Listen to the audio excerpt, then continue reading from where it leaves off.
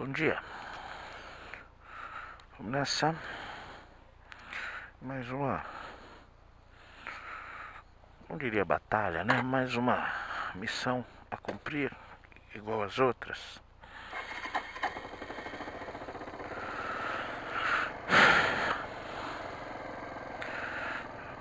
Ainda esse tempo feio, que vai durar aí mais 1 ou 2 dias ainda. Só no final de semana dá uma melhoradinha. Bom dia, meu amorzinho. Amo você. Até mais tarde. Acho que tá certo. Se a imagem ficar meio torta, peço desculpas a todos.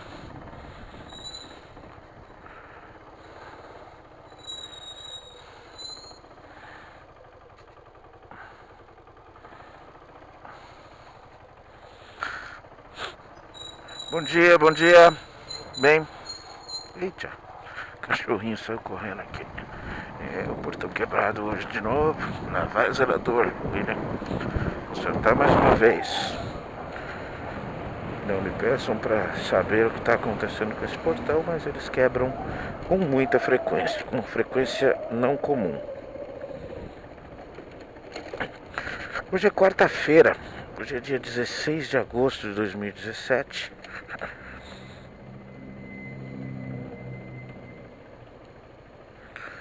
Olha aqui, eu sempre vou parar aqui nessa calçada para mostrar o desleixo com o povo. Agora piora, né? Tem uma reforminha aqui e claro que pode acontecer um monte de tipo de acidente. Fica imaginando um senhor, uma senhora de idade. Olha o carrinho que fica lá na frente de casa. Mosquinha feio. Não pode ter dois, não é possível. Um senhor, uma senhora de idade com certeza terão graves problemas. Pode haver alguma coisa até meio grave. Sabe como é, né? Parece que a Araciba Labarian, alguma coisa assim, caiu numa calçada no Rio de Janeiro. Aí iniciou um movimento de terem mais cuidado com as calçadas, com o lugar onde precisando passar aí um Zé Mané pra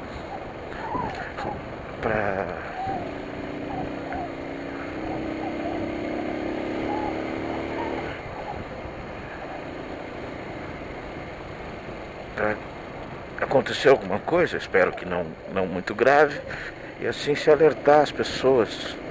Tão raro ter uma calçada que respeite o pedestre, né? Que dê espaço a ele para ele andar. Olha isso aqui. Não existe calçada, não existe nada. Tem até árvores plantadas. Tudo isso por conta, viu? Esse terreno aqui é uma coisa complicada mesmo. Alguns fecharam os seus terrenos, mas a maioria não. Isso aqui é muito valorizado, né?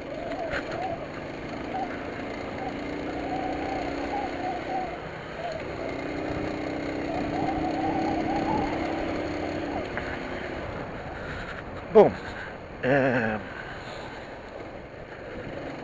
eu estou realmente tentando fugir um pouquinho da questão das questões da atualidade, mas preciso tocar nesse assunto de novo e provavelmente não será a última vez. Essa repercussão mundial, ainda bem, né, que teve pelo que aconteceu lá na Nova York, nos Estados Unidos, onde movimentos ultraconservadores, e quando você diz ultraconservadores, você coloca movimentos da tal da supremacia branca, contra um grupo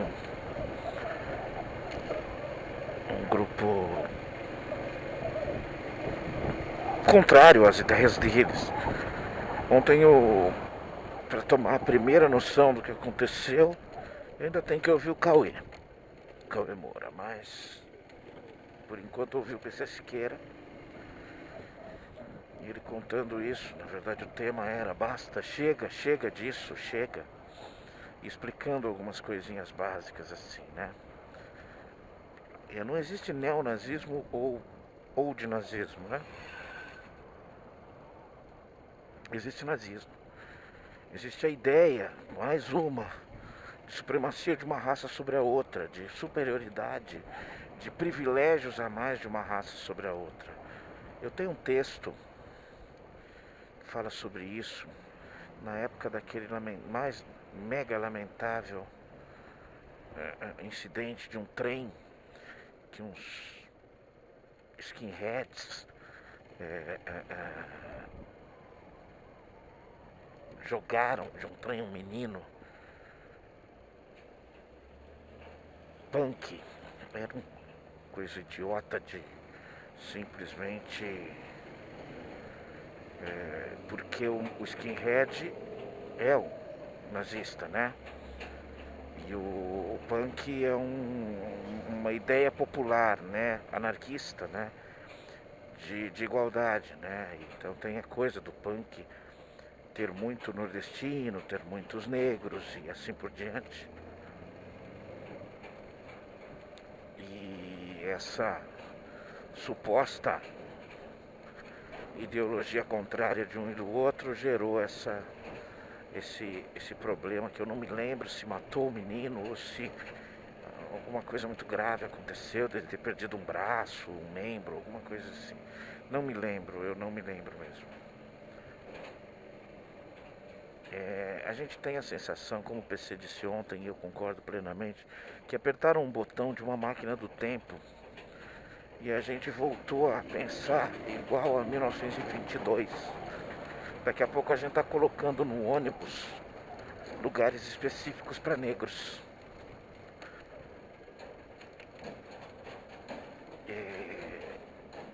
Porque é terrível, terrível. E claro que isso tem muito a ver com a eleição do Trump, né? O pai dele foi preso em movimento de apoio ao Ku Klux Klan. Não é novidade alguma o fato dele ser um xenófobo, um homofóbico, enfim, não é novidade alguma. E, cara, fazer o quê? O problema é dele de ser assim. Mas uma vitória desse porte do presidente dos Estados Unidos da América, com todo o simbolismo que possa carregar, é uma vitória que traz, desculpa falar disso, não, desculpa o cacete, que traz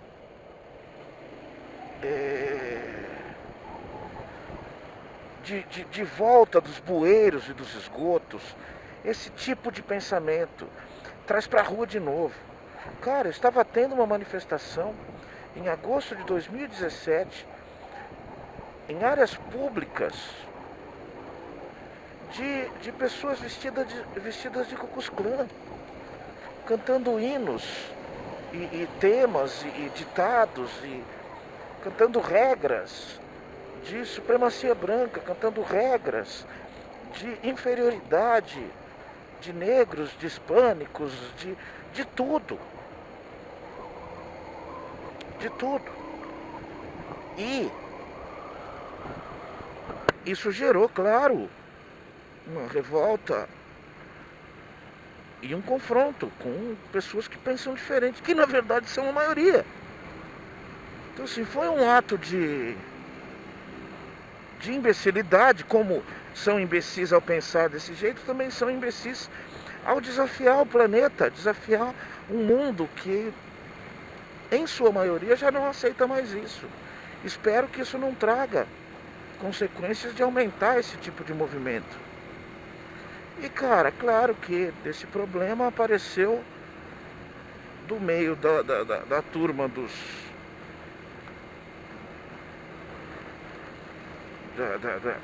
superiores brancos. Alguém pegou um carro e passou por cima dos manifestantes opostos e matou uma pessoa, 19 feridos, alguns ainda correndo o risco de perder a vida. E é isso, cara. E é isso. Sabe, assim. E aí, também seguindo a linha do que o PC falou, meio para concluir esse assunto, né? Vou deixar muito claro, cara. Primeiro, tem uma linha, claro, igual qualquer outra, com esse mesmo objetivo de explorar a ignorância da população, que está metendo as ideias de que o nazismo é uma ideia esquerdista. E assim, vamos deixar muito claro, tranquilamente, bem sossegado, não é, nunca foi. O nazismo é ligado ao ultraconservadorismo, tá? Vou deixar isso muito claro, a extrema-direita não é... Opa, e mais uma vez, parabenizando o PC, porque ele pegou as pontas necessárias. Não é, se você é direitista, se você tem uma linha política conservadora, ninguém está te chamando de nazista, de skinhead, nem de nada disso. Não há obrigatoriedade das coisas serem juntas, mas o oposto sim. Se você é nazista, se você compactua de ideias separatistas, sim, você é um conservador. Volte atrás pouco tempo na história da humanidade, na história do seu país, na história do seu bairro e verifique isso. Acho que você consegue. Tem um cara chamado Google que pode te ajudar um pouquinho. Tá? E aí o último ponto, que é também muito bem colocado pelo PC, eu gosto mesmo dele. Ele é um garoto, ele tem 30 anos. Mas boa cabeça, muito boa cabeça. Espero que ele continue influenciando pessoas da idade dele, mais jovens, mais velhos, por que não? Que é uma constatação muito básica. Tava na esquerda, cara. Só na esquerda você tá? Tá bom, né? Se você, sul-americano, brasileiro ou de qualquer outra nacionalidade, nossa, 2 ambulâncias. Ixi, o negócio foi feio. Tá ali em cima, ó. Tá ali em cima.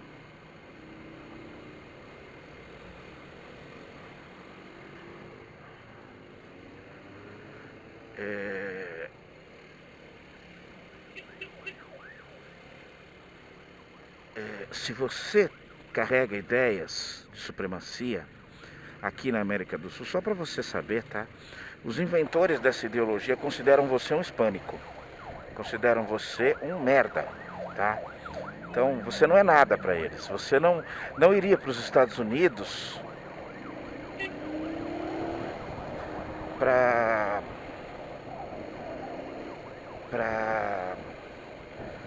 ser aceito pelos seus irmãos, tá? Eles não são seus irmãos. É um pouco ridículo, né? É um pouco ridículo um sul-americano, um latino-americano ter esse tipo de ideia. E não importa, cara, não importa.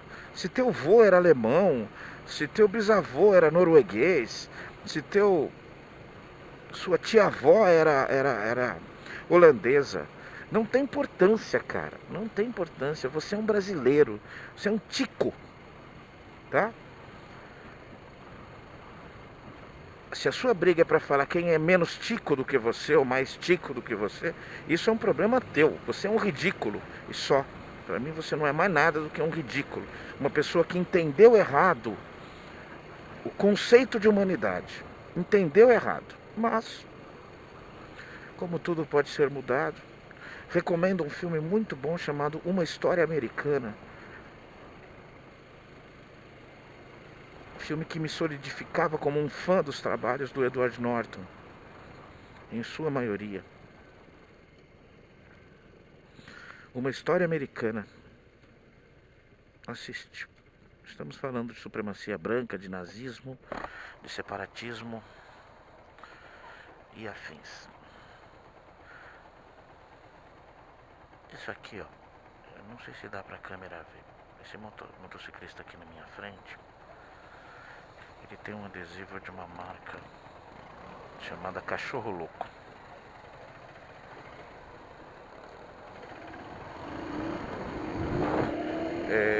Isso é o retrato de uma questão cultural tão frágil no Brasil. Essa marca cresceu coisa de 20 anos ou mais, muitíssimo. Cachorro Louco. Foi uma invenção da Globo personagem, motoboy, tinha um apelido de cachorro louco. E isso pegou. Pegou tranquilamente, porque há muito tempo, muita coisa que a Globo lança pega. Talvez hoje um pouco menos, mas podia ser muito menos, mas ainda pega. E só para você ter uma ideia, o motoboy da Rede Globo, ele tinha uma Harley Davidson. A Globo não consegue nem fazer um personagem menos indecente. Não precisava dar uma CG, mas desse uma 250 pro cara. Não. O cara tinha uma Harley e era um motoboy. Eu nunca assisti um capítulo disso. Mas essa era a ideia. Bom, vamos voltar aqui, né? É o que parece hoje, ou ontem, né? Trump, o grande herói das massas brancas. Ele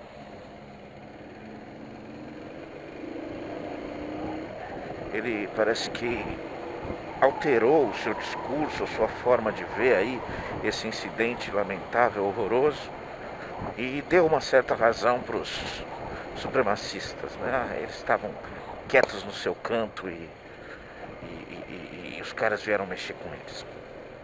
Ok. Então tá bom, né? Então tá bom.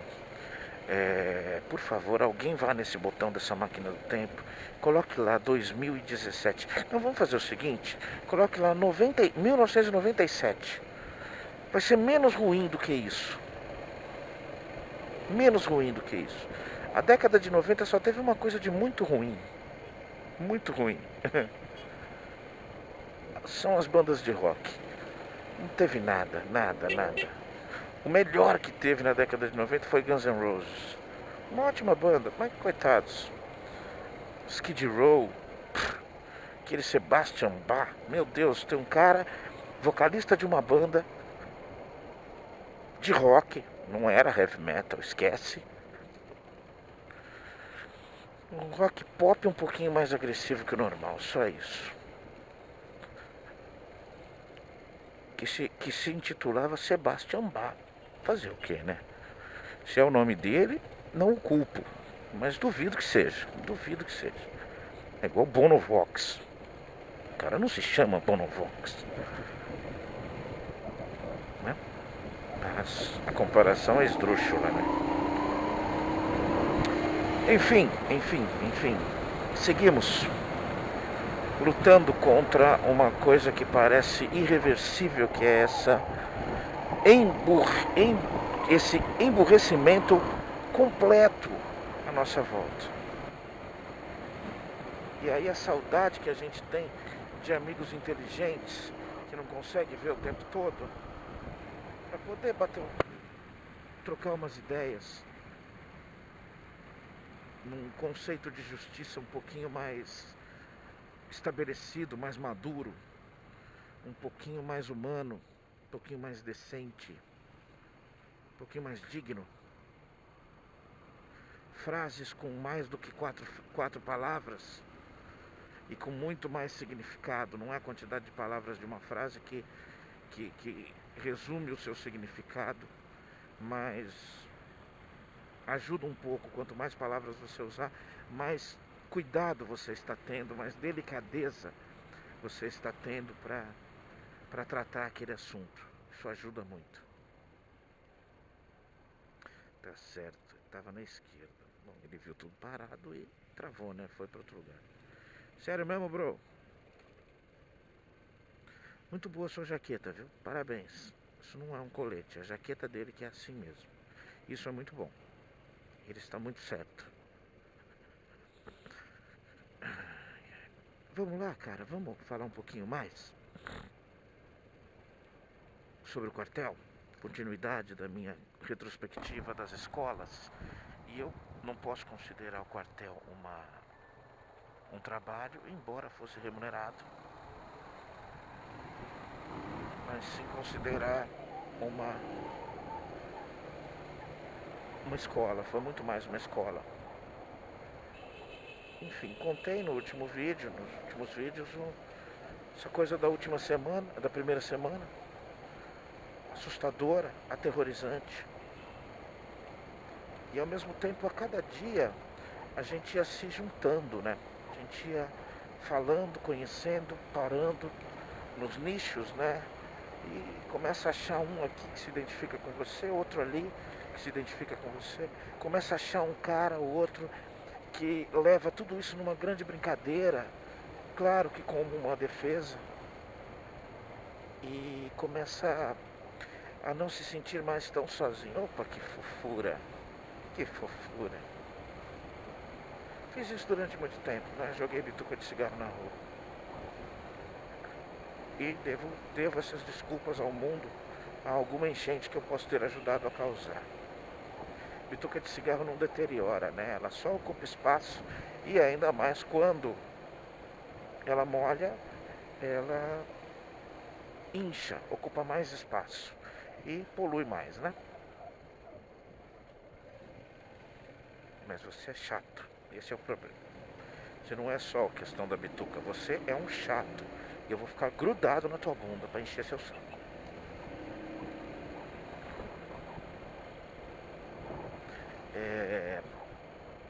E isso foi acontecendo naturalmente. E aí chegou aquela sexta-feira à tarde, aquela formatura o primeiro corte de cabelo, muito importante, no primeiro dia.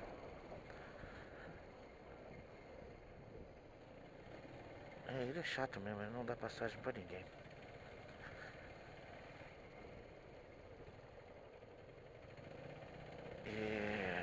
Eu tinha o cabelo bem comprido, cacheado, porque eu era grande fã dos meus cabelos, mas eu deixei o cabelo um pouco comprido naquela época. E foi embora. Máquina 1, máquina 0.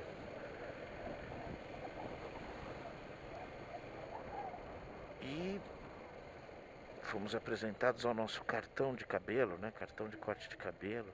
Você tinha que estar com ele semanalmente atualizado.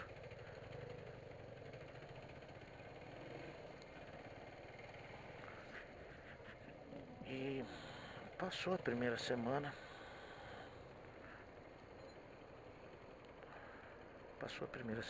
Nós fomos nos moldando, fomos buscando os 18, eu aos 18, a maioria, aos 18 anos de idade, fomos buscando a nossa maleabilidade, a nossa adaptação, a nossa sobrevivência àquilo, né?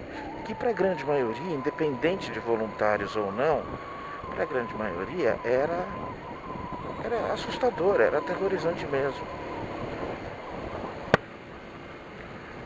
E foi aí que naquela sexta-feira as coisas mudaram muito para mim, dentro da minha casa.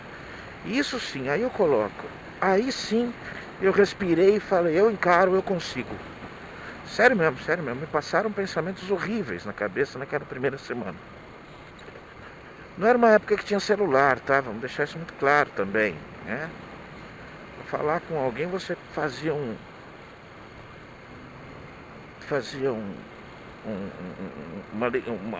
entrava numa fila do orelhão, ali quase no portão de entrada do quartel, e ligava a cobrar normalmente para tua casa. Então era tudo, né? Era saudade da família, eu tava com consciência pesada, eu tava brigado com o Mauro, brigado com a minha mãe. Só tinha a namorada para dar uma desabafada, e mesmo assim nossa condição não era sensacional para ficar ligando a cobrar, né? Era fora do município, né? Como eu gosto disso. Mais ou menos ele saiu, né? E aí sim, aquela sexta-feira, primeira semana, aconteceram algumas coisas muito fortes para mim. Fortes no bom sentido mesmo. Fui para casa, assim, com aquela coisa, putz, eu vou ver minha casa, eu vou deitar na minha cama. E cheguei em casa, finalzinho da tarde, assim, coisa de 5 e pouco da tarde. Sabe que quando eu saí do quartel o mundo era completamente diferente. As cores eram diferentes, sei lá, o cheiro era diferente, as pessoas eram diferentes. Porque eu tinha mudado muito naquela primeira semana. O sofrimento molda a gente. Eu não sou a favor do sofrimento para moldar as pessoas. Não sou mesmo. Acho que as pessoas podem aprender sem sofrimento. Se elas não aprendem, elas sofrem e depois acabam aprendendo. Ou não, né? Tem gente que sofre e não entende, não aprende. Alimenta uma revolta e isso complica tudo pro outro lado. Mas eu não sou psicólogo, vamos voltar. E eu abri aquele portão e a minha mãe estava estendendo roupa. Abatido, mais magro, sem cabelo, né? Minha mãe olhou pra mim, veio correndo pra mim. Largou o que ela estava fazendo. Ai, você voltou. E chorava. Eu não quero que você sofra, meu filho. Ai, respira. E eu fiquei abraçando ela, beijando ela, ouvindo ela. E isso teve um enorme significado para mim. Isso, ser acolhido na minha casa, mas me deu um ânimo que eu aguentaria 8 anos de quartel do mesmo jeito. Com certeza. Sabendo que eu ia chegar em casa e que tinha alguém que me amava, que me esperava, que esperava alguma coisa boa de mim, aí ajudava muito, né? Não é que ela não era assim antes, era eu que não via que era assim. Esse é o problema. Eu precisava passar por isso, eu precisava ter ouvido daquele jeito dela, e beleza. Aí mais tarde aconteceu uma outra coisa. Não, aí eu fui pra minha namorada, tomei meu banho, comi alguma coisa e tal. Depois fui pra casa da namorada, fiquei lá um pouco e tal, voltei à noite pra casa, e o Mauro voltou pra casa. Eu não lembro exatamente se foi naquele dia que ele voltou, se ele voltou no domingo, enfim. E aí ele sentou para conversar. A gente não fazia isso. Ele tinha 20 anos. Né? 20 para 21 anos de idade. Trabalhava, estudava, corria com a vida dele, né? Já tinha sua motoca, já trabalhava na Eletropaulo, eu acho. Corria com a vida dele. E ele sentou. E aí, cara, como é que foi lá? Tal. Eu comecei a contar uma outra coisa engraçada. Contei a história do super-homem. Do monstro, da briga do monstro do super-homem, Marconi e Robson.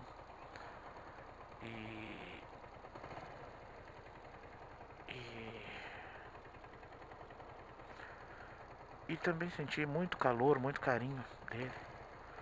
Só para resumir, naquele ano, o Mauro várias vezes me emprestou a moto. Ele já tinha a XL, a Chicona. Aquela moto ficou muitos anos com a gente. Eu me atrasava um pouco e a gente morria de medo. Chegar atrasado no quartel significa detenção, significa punição. Então muitas vezes ele, não, vai com a minha moto. Eu não tinha nem carta. Vai com a minha moto. E ele pegava um ônibus, meu amigo, que tem que ser muito amigo, tem que ser muito camarada para pegar aquele ônibus.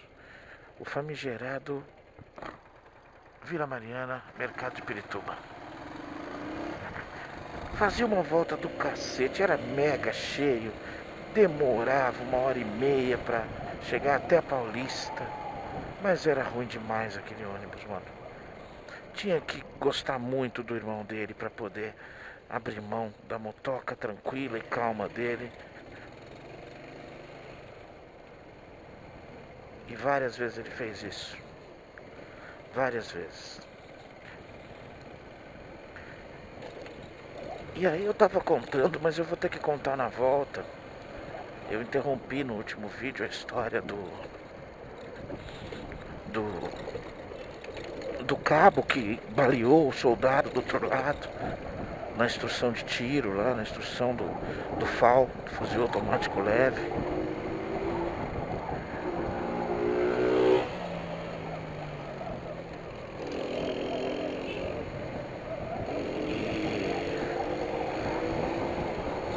Não vou contar agora que falta 3, 4 minutos para chegar no trabalho, senão eu vou interromper de novo. Mas é interessante, vocês vão gostar. O que houve, brother? Você tá nervoso por quê? Não anda muito mais do que isso não, cara. 40 por hora aqui. Tá procurando rua, né? É isso, ele deve ter perdido a rua de entrada. E essa ruazinha aqui, eu não entendo ela direito também. Acho que ela sai lá na Ricardo Jafé. Mas é uma rua toda tortuosa. As ruas aqui são um pouco tortuosas, né?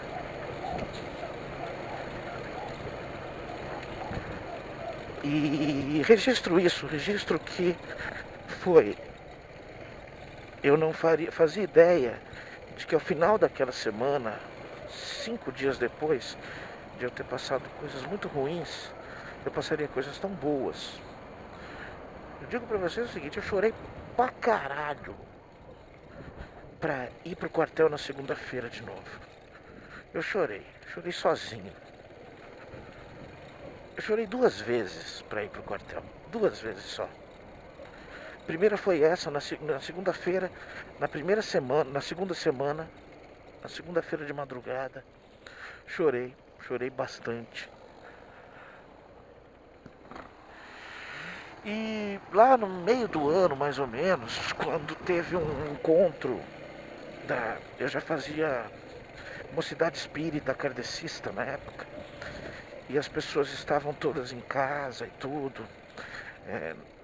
Na verdade, a gente recebia uma quantidade X de pessoas e hospedava de todo o Brasil.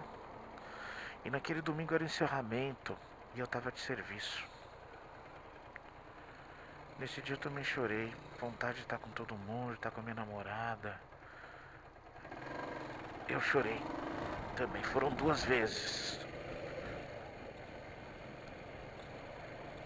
E uma outra vez, engraçado lembrar disso. Indo pra escola, nessa do Dom Bosco, de que eu ia de ônibus e trem pra escola. Uma manhã, ai que registro louco, mano, olha as coisas que voltam na nossa cabeça, no nosso coração. Uma manhã, minha mãe já estava acordada e eu acordei pra me arrumar, tudo. E ela estava brincando com os cachorros, sentada no sofá, assim. Uma cena gostosa, e eu sentei também, a gente ficou brincando, falando uma besteirinha, um negocinho aqui, outro ali. E ela...